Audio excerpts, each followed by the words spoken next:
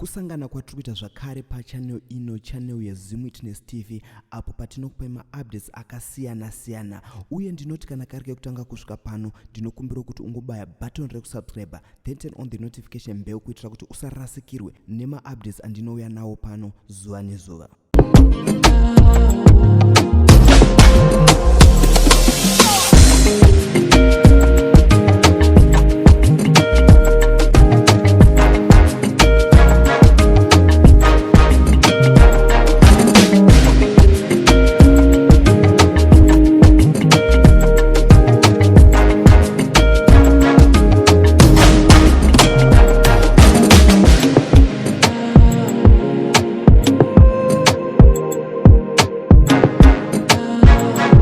So muri yeZimbabwe ndadzoka zvakare nekutsiura kwaitwa ikona mukoma Greatman vachiyambira ivo vanhu vechirume kuti haikonai kungoblema president, haikonai kungoblema economy, ngatishandei sevarume.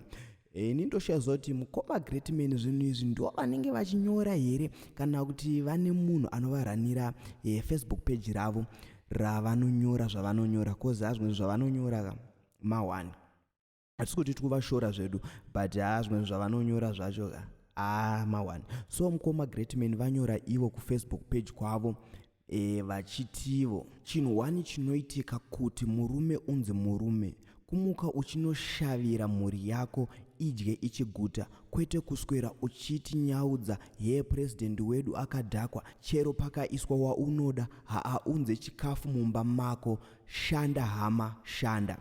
Guys, chibaba ichi chinonyora zvimwe zvinhu zvekuti wega unomira ho. Tikuona mukoma Greatman vakupinda futi mupolitics imomomo vachingovhiringa. So muri yeZimbabwe ndo nyaya yatanga tinayo muzuva ranhasi.